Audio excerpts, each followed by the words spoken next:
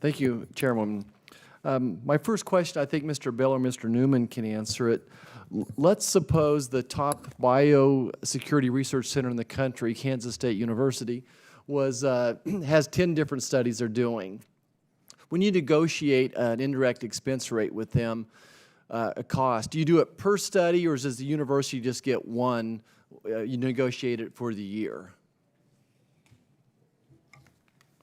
So because it's a college and or university, it is negotiated either by HHS or ONR. It is done at an organizational level, not an award by award level. And each year, at the end of each year, you go through the finances and you reconcile that, so to speak? It depends on the type of rate that is negotiated. I believe HHS and ONR typically use 4-year predetermined rates. That is, they look at the stability of the organization and whether or not the ratio fluctuates over time, and then they establish a predetermined rate. Now, that predetermined rate means that you only negotiate it once, so you're reducing administrative cost. However, you can potentially under-recover with no recourse, or you could potentially over-recover. And you're exactly right that the basis of these negotiations are audited financial statements or other financial information.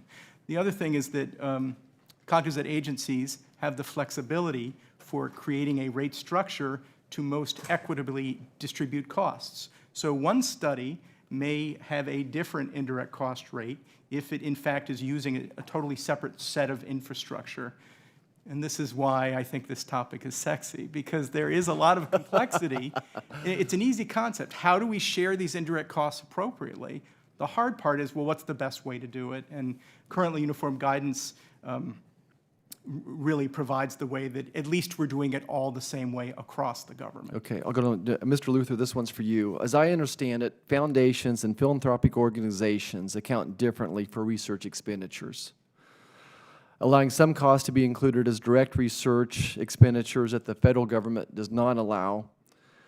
Can you talk a little bit about apples and oranges and the way we're comparing foundations will pay for F&A costs versus the other entities? Certainly. So you're exactly right. The foundations will often pay for things the federal government won't, number one. And number two, when they apply that rate, it generally applies to all costs. There's no modified total direct cost. And so the recovery mechanisms and the costing mechanisms are truly different. And as I mentioned briefly, many times foundations fund research that is what's considered off-campus. So truly, the rate that is compared to many foundations should be to like a Duke University's off-campus rate, which is 26%, as opposed to our full rate, because of the type of research that's being conducted. Okay, I'm going to stick with you, Mr. Luther. My universities obviously are very concerned about this and are helping to educate me. Is it also your understanding that the current OMB rules strictly prohibit federal reimbursements that will subsidize research sponsored by foundations when they don't pay for full cost for research, including the required F&A costs? That's correct. So we just submitted our indirect cost proposal to Health and Human Services 3 months ago, and in that proposal, the way we developed the cost allocation, the sexy aspect of the cost allocation, is to make sure that the federal government does not subsidize 1 penny of foundations, industry, or anything else. It's just the structure defined by the uniform guidance doesn't allow that to happen. Okay. My last question, is there a difference? Why is there a difference in the rate non-federal research sponsors pay for these facilities and administrative costs?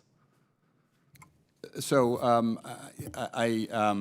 again, many of these foundations have a different mission and a different relationship to universities. As we talked about in the very beginning, this partnership was about the federal government going back 50 years, sharing in the development of the infrastructure. The Gates Foundation is paying for incredibly important research at Duke University, and it's partnering with Duke and NIAID around creating an AIDS vaccine, but it's funding some of the incremental and critical costs that allow that research to continue, especially when there's been federal funding gaps. Okay. I'm going to squeeze in one question. I think it's back to Mr. Neumann and Mr. Bell. Mr. Luther says there's geography differences.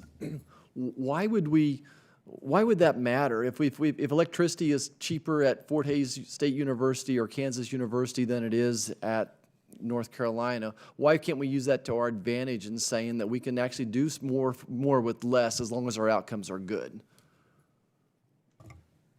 So really, the issue there is that whether or not an idea or the location of an idea or whether a researcher comes up with an idea, it's the value of the idea and the potentially transformative nature of that idea, and that should not be a component of evaluating whether or not we should fund it. So,